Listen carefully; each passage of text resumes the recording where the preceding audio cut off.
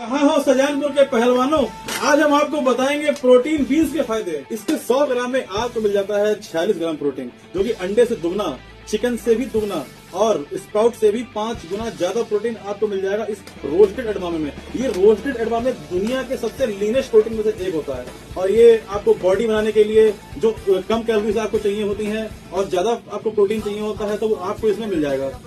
चूंकि ये है दुनिया का सबसे लीनेस्ट प्रोटीन और आप अगर जिम जाते हैं, वर्कआउट करते हैं तो आप इसको ऐड कर सकते हैं अपनी डाइट में, जो कि आपको फायदा देगा मसल बिल्डिंग में।